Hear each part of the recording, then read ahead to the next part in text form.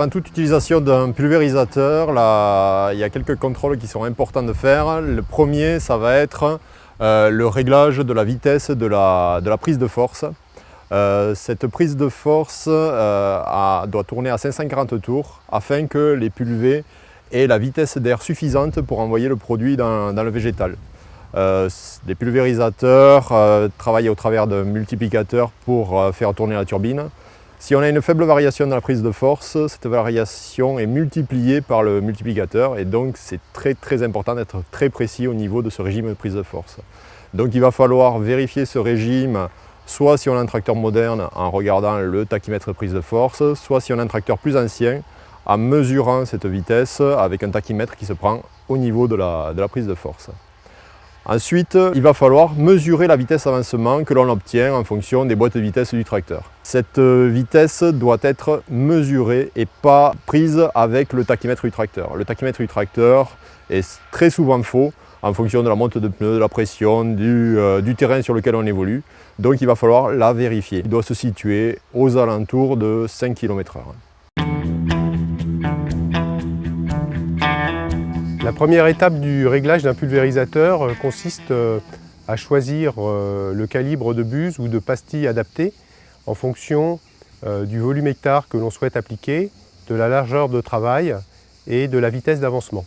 On commence par calculer le débit nécessaire sur un rang pour obtenir le volume hectare souhaité en fonction de la largeur de travail et de la vitesse d'avancement à laquelle on va pulvériser. Une fois cette valeur obtenue sur un rang, on va la diviser par le nombre de sorties qui vont pulvériser un rang. Dans le cas présent, il y a 6 sorties, donc on va diviser par 6 la valeur du débit obtenu. Dans le cas présent, nous allons réaliser une application dans des vignes plantées à 2,25 m de large, à une vitesse de 5 km/h et un volume hectare de 120 litres. Cela va correspondre à un débit de buse de 0,375 litres par minute. Dans le tableau de débit, nous pouvons voir qu'avec une buse marron, à 3 bars, on obtient un débit en litres par minute de 0,380. Donc nous allons retenir la buse marron que nous allons faire travailler à 3 bars. La deuxième étape du réglage d'un pulvérisateur consiste à vérifier que le débit de buse qu'on a calculé théoriquement est bien celui qu'on obtient dans la pratique sur le pulvérisateur. Pour cela, on va réaliser ce qu'on appelle un contrôle de débit. On va donc se mettre en pulvérisation à la pression de travail définie précédemment et on va venir au niveau de chaque sortie collecter le liquide pendant 1 minute, mesurer la quantité de liquide pulvérisé pendant cette minute et comparer le résultat obtenu avec la valeur théorique de 380 ml par minute qu'on a obtenue précédemment dans le tableau. Au fur et à mesure que l'on réalise les mesures au niveau des diffuseurs sur la machine, on reporte les valeurs dans un tableau. On va vérifier dans le tableau qu'il n'y a pas de valeur qui s'écarte de façon anormale des autres valeurs. Si c'est le cas, c'est qu'il y a un problème au niveau de la sortie concernée. Cela peut être un problème de bouchage, un tube qui est pincé, une buse encrassée.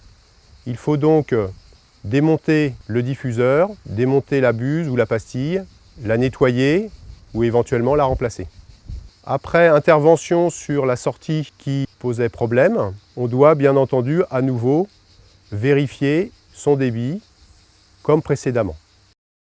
On va ensuite faire la somme pour chacune des descentes du débit des 3 diffuseurs de la descente et ensuite faire la somme générale des débits des différentes descentes. Ce qui nous donne le débit total à la rampe. On va le diviser par le nombre de sorties pour obtenir un débit moyen au niveau de chaque sortie. Et on va comparer cette valeur à la valeur qu'on avait lue précédemment dans le tableau, donc dans le cas présent 0,380 litres par minute. Si on observe un écart significatif entre ces deux valeurs, il faut alors corriger la pression pour obtenir la valeur lue dans le tableau.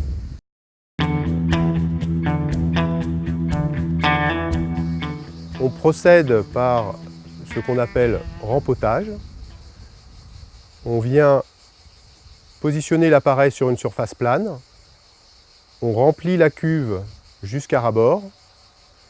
On pulvérise pendant 1 minute et on vient compléter le niveau pour revenir jusqu'à ras-bord en mesurant la quantité de liquide nécessaire.